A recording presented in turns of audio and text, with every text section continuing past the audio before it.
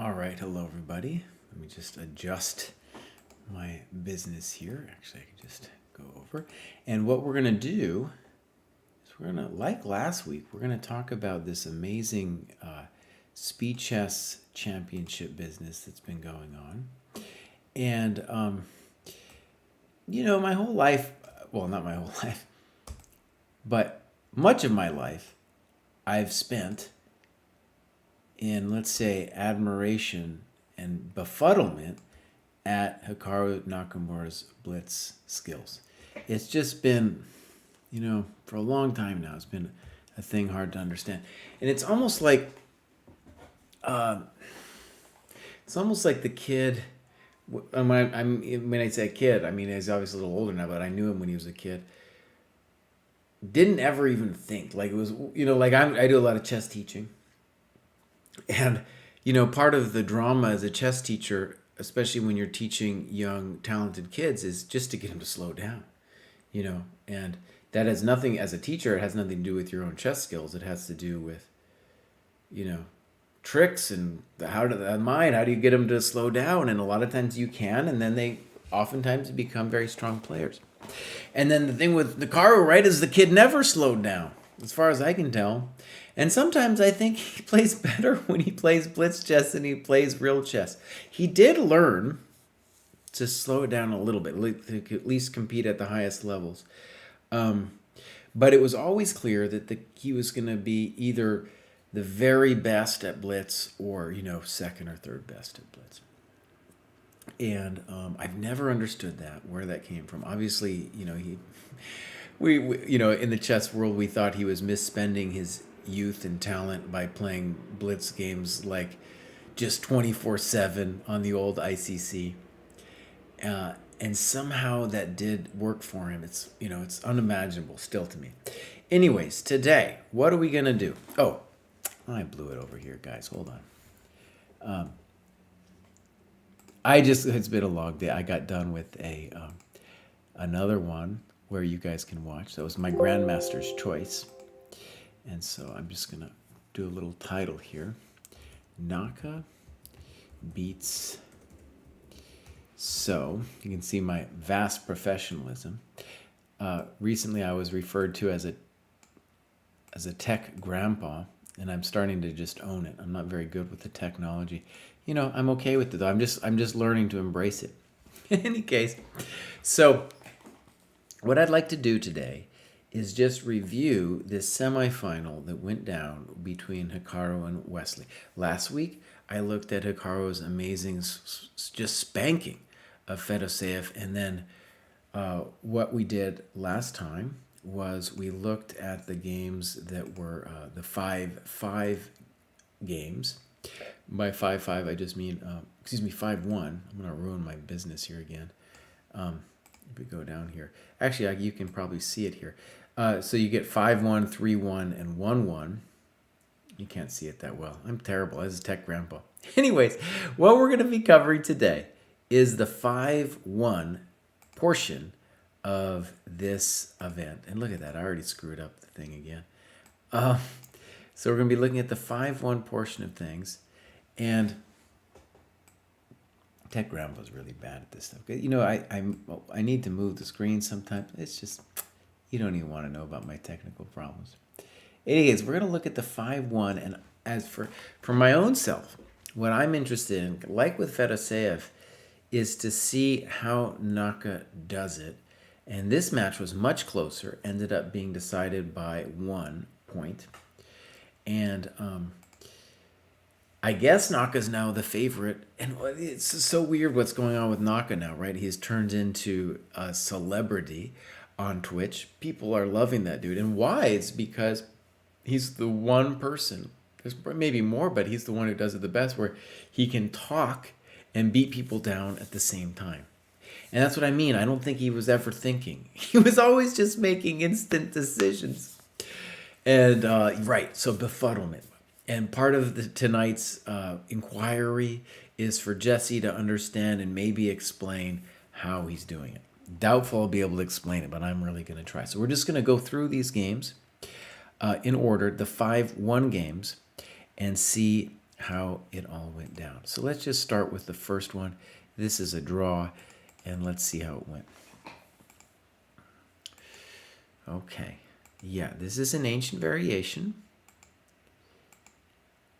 Let's just say that's a dirty trick with bishop e7. If knight e5, queen a5 wins instantly. And, okay, let's say that was clever.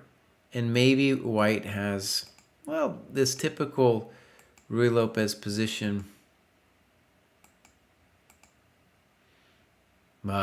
Draw-ish. Now, one thing we'll say about So is his e4, e5 is just amazing. I guess in a lot of ways, it's kind of like, I've never played e4, e5, but in recent years, it's like just been a rock. And there's more than one way to do it. You know, you got the classical Ruy Lopez systems, you got the Marshall Gambit, you got the Berlin defense, you know, loads of stuff. And he's one of the best. And he is not even fearing knight g5. Not at all afraid of it. All right, now this is just going to peter out, I guess, right? Bishop h6, holy moly, look at that. Oh, it's got a little spicy here. Oh, Hikaru, you want a pawn, bro. So the problem, though, is the bishop on a4 is pinned right here, and the pawn is in danger. So maybe, in fact, maybe like Wesley saw all this? Holy moly. Wow, that was impressive. The knight on g3 is terrible. Oh yeah, what a great game. And then they're going to make a draw, I guess. Wow. Very high level game.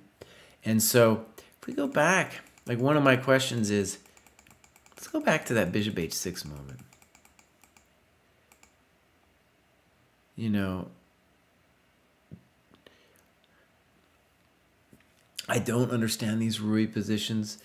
One of the things, actually, I just think I would always be terrible at them too. They're so fast and loose, and there's so much going on, like this bishop h6 move. And you know, then if you do win it, it's going to be in a technical ending. And this is so you got to believe in this, especially because the knight on h6 is so terrible. So like, even if you ate crow and played rook d1, bishop b4, bishop b3, I'd still believe white's maybe a little better, you know. Okay, so interesting. Let's look at game 2. I'm going fast kind of deliberately. I just want to get a sense. Oh my God, I hope they don't e4, e5 us the whole time here. Okay. So, you know, this is all Carlsen's fault, by the way. You know, basically, Mickey Adams in the 90s shut down the traditional Ruy with the Marshall. And since then, we've all just been playing this Magnus Carlsen small ball with c3, d3. And basically white is, you know, I think just equal, which means, you know, this is the opening really to play if you're black. Because it's, look at this position. Your pieces are all open. You have chances for counterplay. What could possibly go wrong? Right, yeah. In this position, what? I'd rather be black, right? I'd rather be black in this one. That's just a clever move. That's obviously a GM move, I guess, because DE. I mean, what? Isn't black just better here?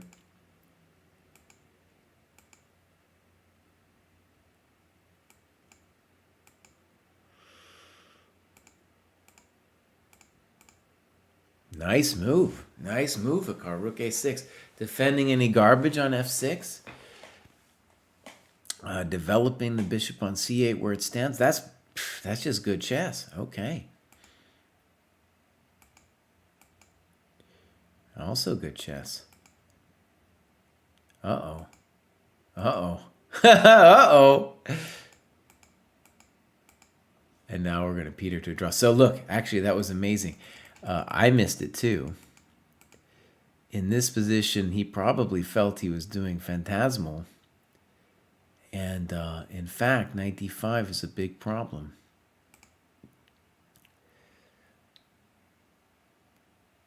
And if, like, bishop e6, maybe we should do bishop e6, actually, with the intention of bishop takes e6, f e6, just so that we can keep... It's not going to be an advantage, though. It's not going to be an advantage. So that was kind of a cool defensive save from So, because honestly, like I said, it just looked like after d5 we're better. And So sacks the pawn. Knight on e3 blockades everything.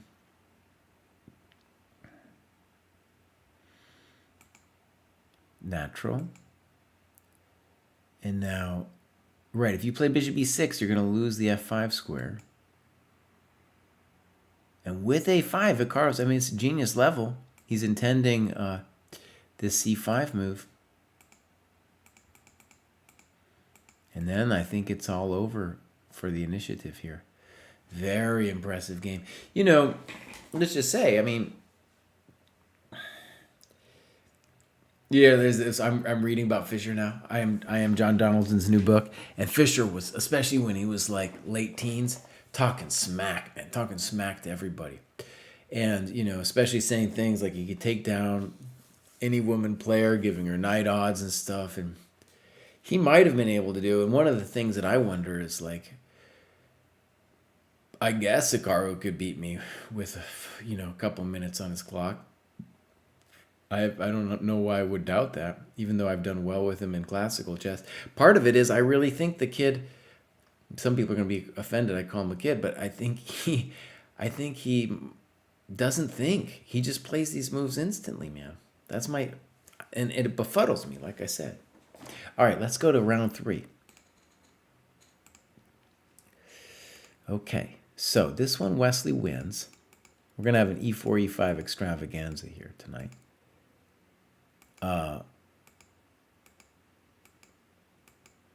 Okay.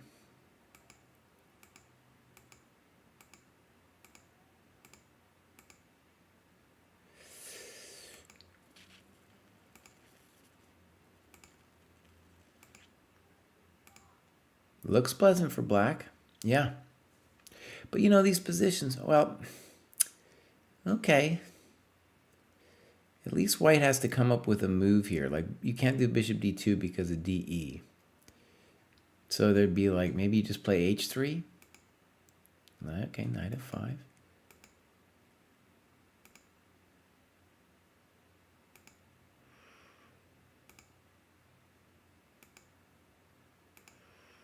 Really fascinating. So my gut would be that it's, I guess, roughly equal, but the white, of course, with the bishop has dreams. Yeah, such as. Yeah, this is old Fischer style here. Just hang out. And bishop h6 was not possible because of knight h5. And this move is a dirty trick, d4. So you cannot do cd, ed, bishop f4 because of knight h5. And in general, d4 is a bad move. But because you're transferring to like a King's Indian setup where things are gone wrong for black. But in this situation, the black pawn chain on c6, b5, a4 is doing a lot, in particular preventing the bishop on c2 from coming out. So this is a nice paradoxical decision. Right, anytime you take, we're just saying that the bishop on c7 is going to be loosed. Oh, I bet Carl might have missed that.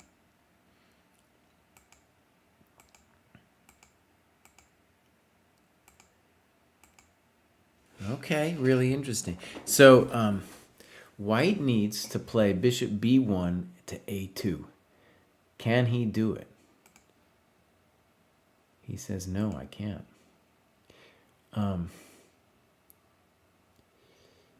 My sense, he says he should just do it, man. He should just play bishop b1, a2. Even if you lost a pawn, it doesn't matter. You got to fix your bishop, dude. You got to fix your bishop. And king h1 is some kind of dream about playing f4, which is really hard to believe. Yeah.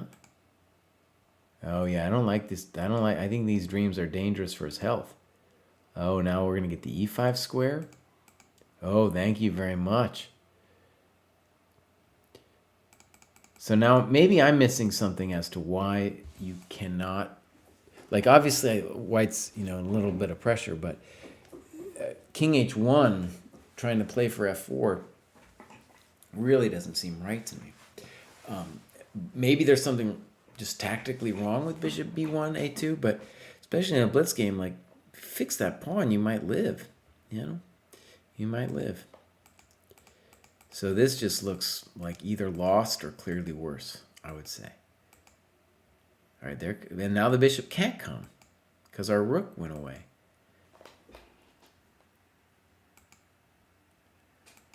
That's cold. Ouch. Ouch. That's kind of good night right there. Okay, so Wesley draws first blood in round 3, +1 at this point in the match. And now Wesley wins again. Wesley, of course, won the Skilling Open before. Look at that move, rook g1, man. All right, Wesley, here we go. It's so amazing to me, these newfangled moves against the Najdorf. This one, I'm sure, has been played many times before. I'm no expert on this business. But I'll tell you a funny story. I do a show with I Am Kostya Kavutsky. And, nowadays, in this position, so many weird moves are played. A3, H3, this is something like rook g1, right? And even knight b3, totally bizarre to me. And back in the day, the feeling was that if you were that you had to go kill black. And so the standard variation was always bishop g5, but you could also play bishop e2 or bishop c4, like these aggressive developing moves. Anyway, so we're doing this show, and I was like, oh yeah, back in the Fischer days, we would never play a move like h3. And then Kostya caught me, and it was like, Fischer played h3 against Najdorf himself. Anyways, I bring it up because rook g1 is very similar to the h3 idea. To play g4, Keres attack style, kick the knight from f6 and gain some space, and hopefully that space leads to a attack on the king side. There it comes. Already, dangerous. Just brutal. It's just so in your face, yeah. Now, I'm assuming that black is still totally fine, but of course this is pretty spicy. Now, black had other options, of course, and the obvious question is, why not play hg and free that rook?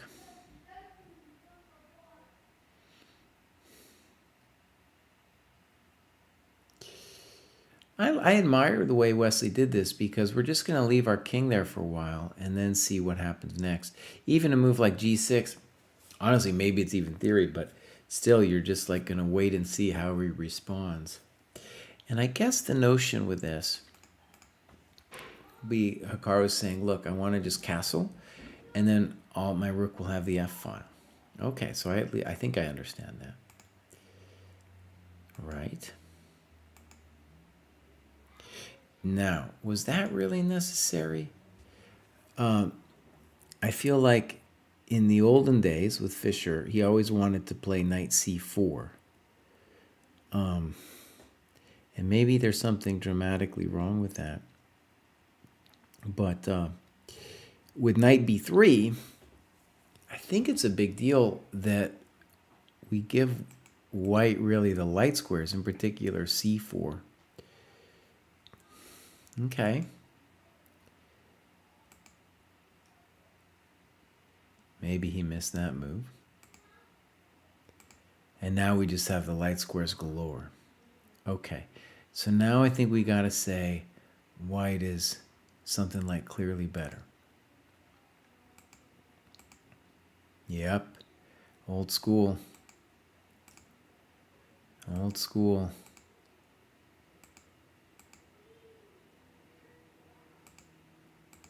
Dang. Just no remorse.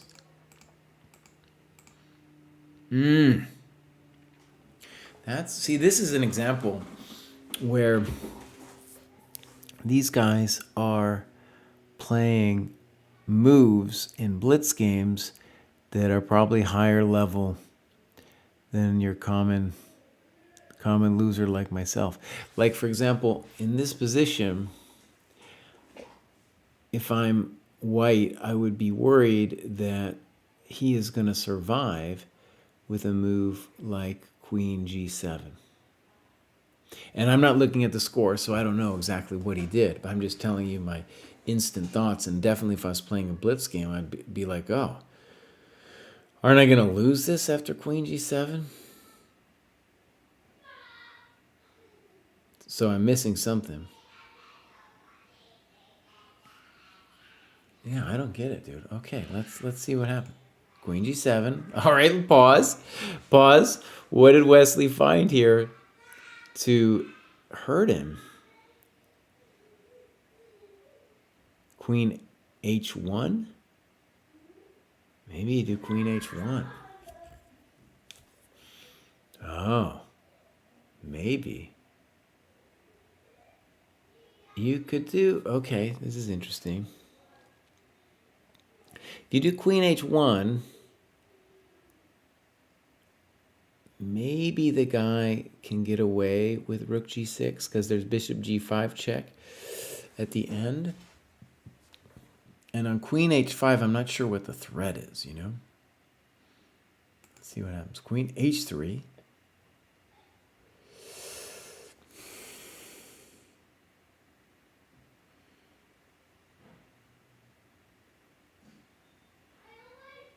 Okay. If some kind of Rook F2, Queen E6 is going to win the house.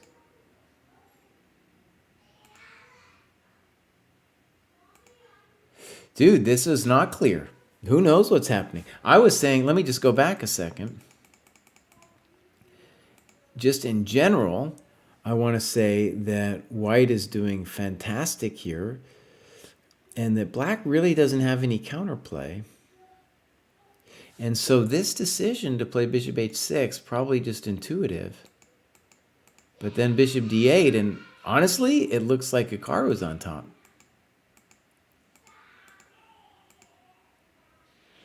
D5 I don't think was necessary,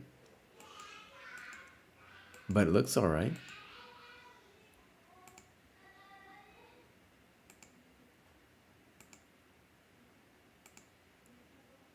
Cold-blooded. Okay. So that was a cool tactic. So if you imagine Queen H7, GH, King takes, Rook H3, and then you got to play Rook H6, and then I'm going to win the bishop on F2. If takes GH, King H8, then Rook G8 is going to win. But okay, just sidesteps. This is really unclear. That doesn't look right. Thank you for the pawn. What? What are you doing, bro? Man. Pretty exciting stuff, my friends. So, you know, when we look back in this match, Hikaru did not have a great start here. Did not have a great start. All right, so now we're going to do Nakamura's Revenge. This is game number 5. Game number 5. All right.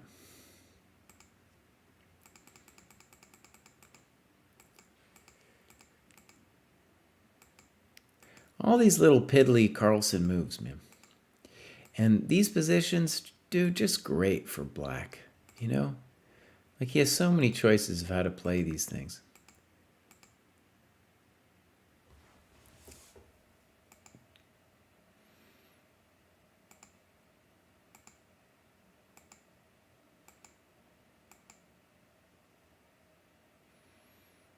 Now, maybe he's going to regret this kind of thing.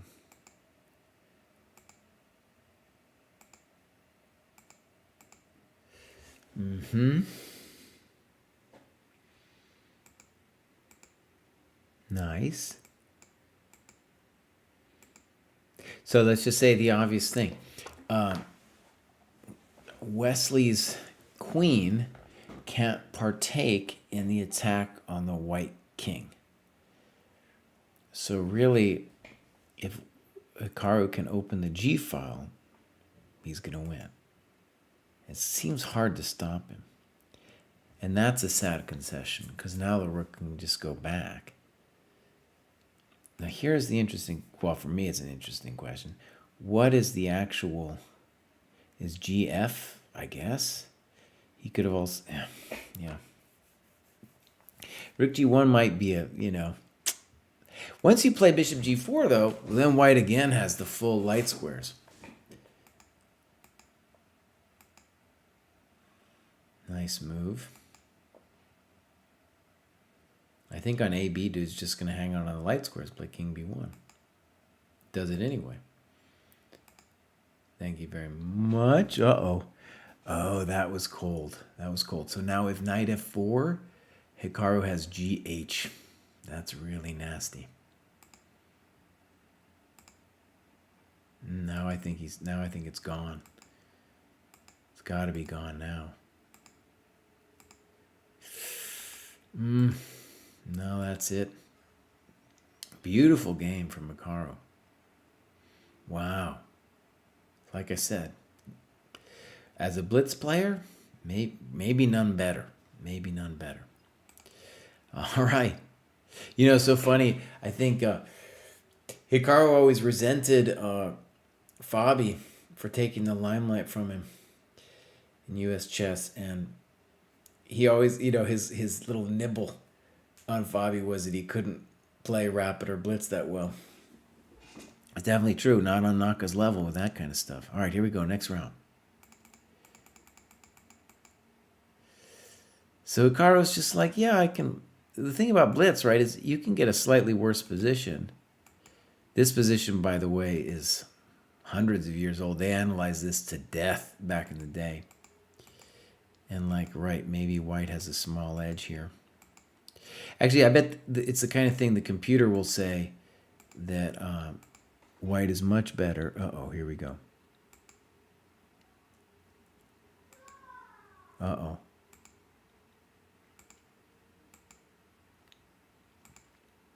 Yeah. No problems for Naka here. Castles. D8. Nothing. Nothing doing. Just nothing at all. Thank you very much. Let's trade everything off.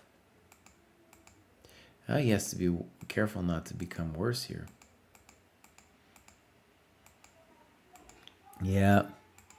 All right, let's end that one. That one's going to a draw. Okay, next one. And now it's like with 3 rounds left, Naka's down a point, and he's going to win the next 2. I'm just going to telegraph that to y'all. When's the next 2? Oh my God. All this weird theory. D5, it doesn't look right to me. It's obviously some theoretical move, but it does not look right to me. The obvious question being knight e5, and there's some something. There's some kind of something after knight e5.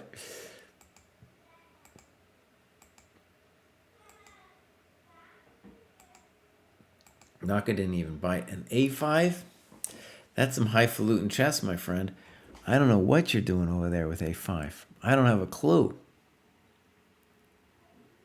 I guess the claim is just like, if you take my knight and take on E5, I'm going to have abstract positional compensation in the form of the bishops. Interesting.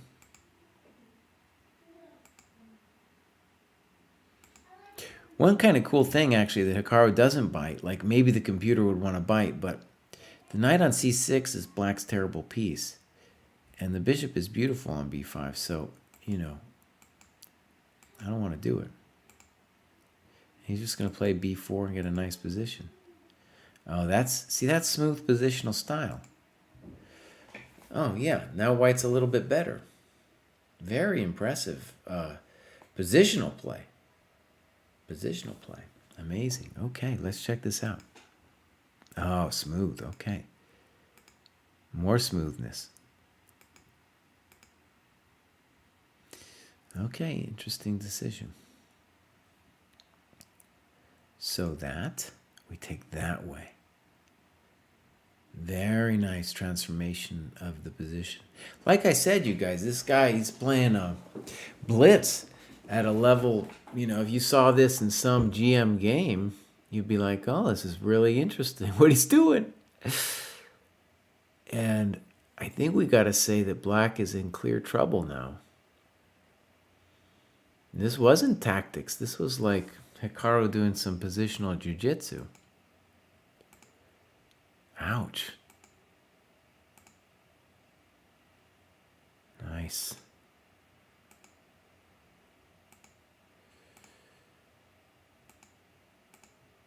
Oh, it's old school. Yep. This looks like some ancient game from 1930 where they're just dominating.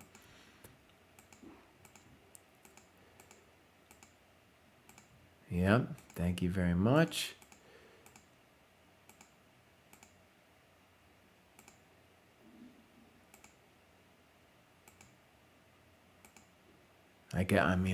Yeah. Wesley's just playing for tricks now, right? Very smooth. Very smooth. Very smooth. Oof. That's not going to work, buddy. Dang. What?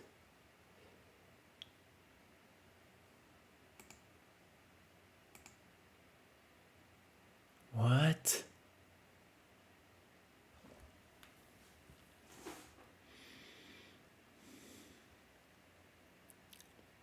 So, this is next level.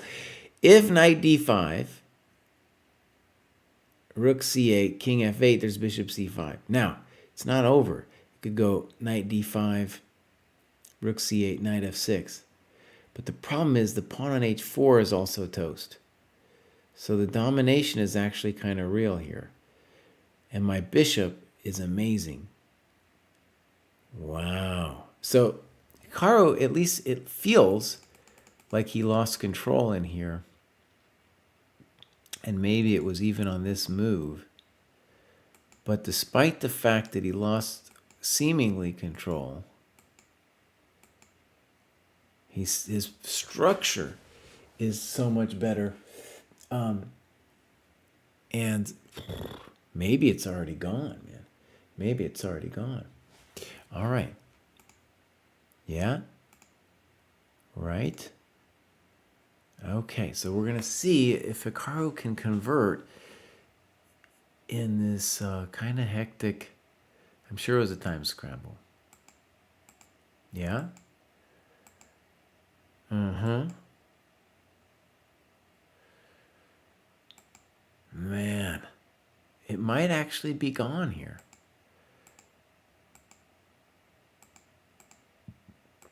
Thank you very much. That's game. And he resigned. He resigned. Maybe he lost on time. Maybe that's showing, that might be showing too much respect to resign right there, my friends. Interesting. Okay, let's do another one. So Wesley started losing his mind here, and this is the next one he loses. And it was this where, they went even from here on out because they go to quicker and quicker time controls. So Hikaru loves this thing. And let me just say something dogmatic. You spend some time, you obviously invest the tempo in knight d4. But c3 no longer dominates the knight on c6, and the bishop on d4 gets out of dodge, right? Just moving back to b6 is a bonus in itself.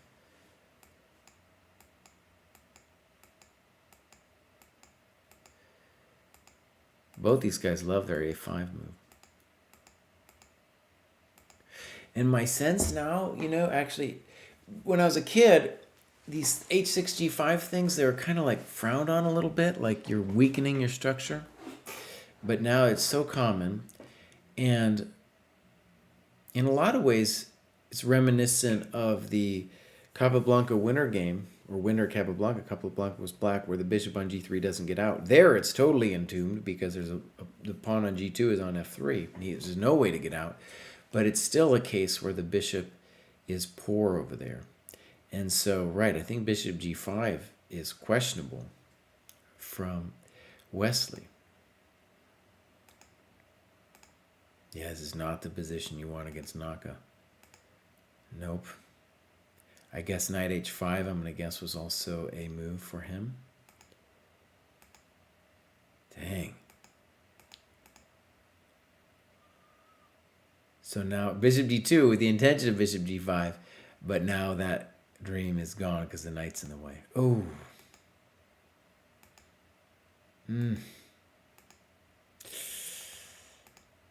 Okay, right. So white now needs magic if he's going to save this thing. Oh, is that the dream that we were looking for? Boom, boom, boom, boom. Fascinating. Okay, so on rook e2, what's going to happen? Something terrible happens on rook e2.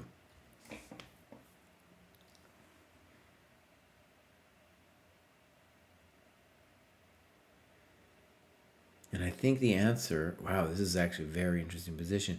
The answer is on rook e2, black's, I'm not even 100%. I was going to say rook e2, maybe rook he8, but maybe just king f1.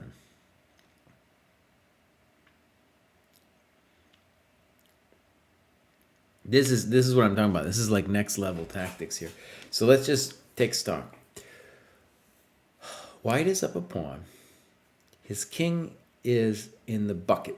I just made that term up. He's in the bucket on g1. And Wesley basically believes white and takes on f4. But what would have happened on rook e2?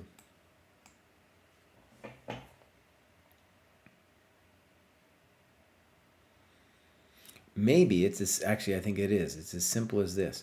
We go snip, snop, knight f4 to dominate the bishop on b3, and then next move we play rook e8, and it's actually super unpleasant. Very instructive. Beautiful, really. Okay. Amazing. Now, I'm sure if you turn the computer on, the computer would find all kinds of other things, but Wesley, of course, was banking on this e-file stuff. And, actually, let's just go back and appreciate this for a second. So, Hikaru has a great position, and f5 is the maximalist move to put white out of his misery. And he's to play it in 5 minutes. I'm going to guess he already saw that bishop f4 move. Right? Because what else is white going to do? Our king is much better. Much better.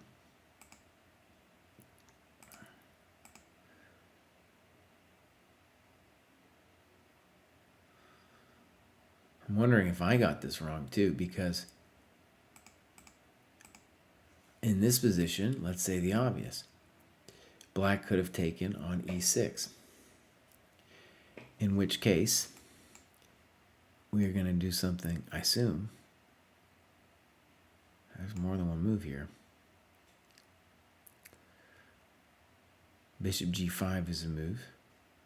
Maybe just bishop g5. And then, you know, we're dreaming of a white Christmas. We're dreaming of all kinds of things with taking on h4 and you know, the two bishops.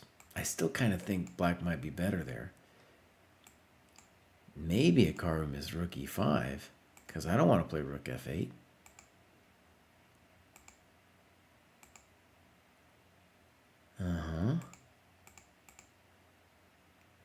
Wow. We're saying that we're still golden. Thank you very much. Right, so the white king is so bad here. Nice move. Nice move. Gotta assume this is now lost. Ooh, and he resigns. Because G2's going. Honestly, that was massive, massive skill. I mean, if you saw that, yeah, that's a great example of a beautiful blitz game by Hikaru. If you saw that, if anyone played that on a long time, you know, time control game, you got to be proud of that one. Total knockout, man. Total knockout. Very impressive. All right, let's dwell on this one. Let's dwell on this one because this one was a masterpiece. And I gotta say, I enjoy playing blitz. It's kind of a recreational thing for me. I don't take it too seriously. But blitz has become the new thing, especially in COVID times, because without over-the-board play, we're going to be online, and online play is kind of, by nature, a fast format, so people are getting more and more into it. And Hikaru's out there streaming like a madman. And, okay, we're just going to get a position, and Wesley's going to do this kind of odd knight dance, and a5's a great move. And bishop g5, I mean, in hindsight, doesn't look good. Maybe either bishop c2. Bishop c2 might actually have a problem with the knight e4, or just knight e3. And I'd say with equality, and he wants more, but that wasn't good by Wesley. Even I can see that. You're going to get hurt here, and it happens pretty fast. I think knight h5 here would also be like the weak GM, like myself, would probably play knight h5 here. I think got to be better for black. But Hikaru's just going to push it, you know. That's a great maneuver because now the knight is blocking the bishop, and the bishop wanted to be a pain on g5. And this one, like, I'm going to say this is technically lost for white just because the king's so bad. The center's out of control. We got weaknesses. No one's looking good. But to finish it, let's check it out. Knight h5. And now it's all pretty forcing. If you let my knight land on f4, it's not going to be pretty. I'll sack on h3 soon. And then the maximalist move, man. Whew. Dang.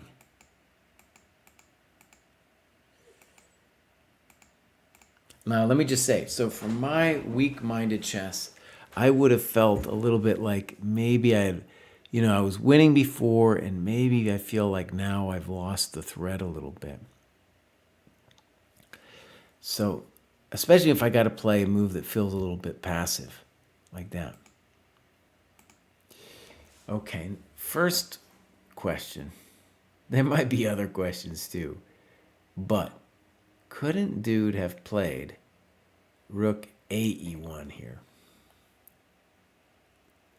Wasn't that a better way of doing business?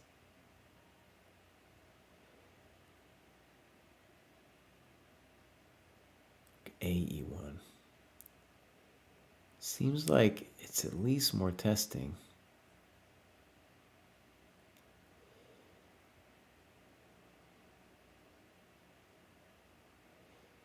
I'm seeing some weird things, but yeah.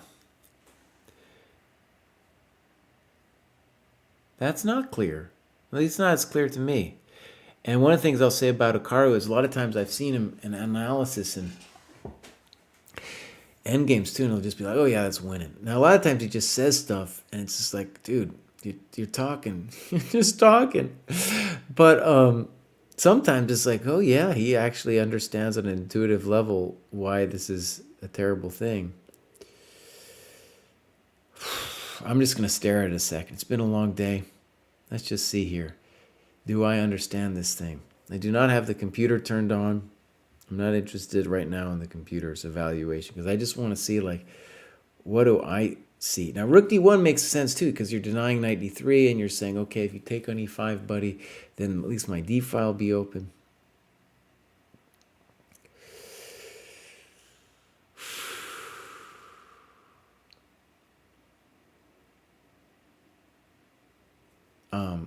And I don't want to trade off both rooks. I really don't.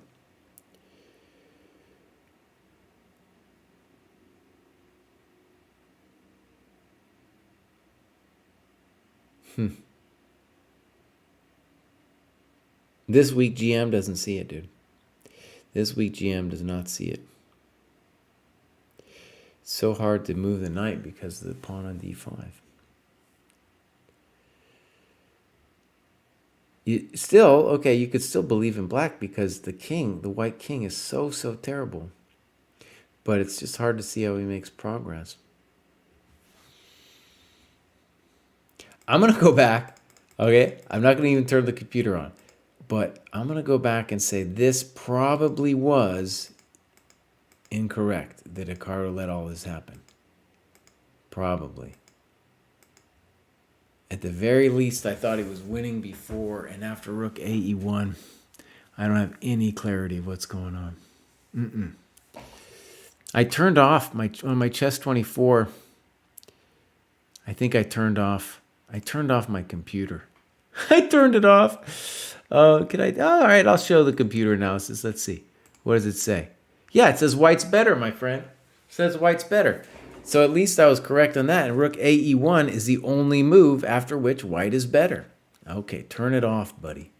So it's still a beautiful game. It doesn't change anything. We're talking about a game that was played with, I've been talking about it longer now than the time it took to play the thing. So beautiful match by Hikaru. There was one more game that's drawn. I'll scroll down here for a little bit just to show you this epic thing here. 13.5 to 12.5. So it came down to a point. So that point in the first round of 5+1 decided it all. So this was the semifinal. And I assume coming up, we're going to get the final, which I think is going to be tomorrow is MVL versus Carlsen. I think that's the other semifinal. Probably it's going to be Carlsen and Naka going ahead. All right, everybody. I enjoyed it a lot. This is, I'm not a blitz chess expert. I'm terrible at it. But I am trying. I'm making an effort to respect it as an art form. And I've been watching Hikaru do his thing now for many years. All right, everybody. Bye-bye.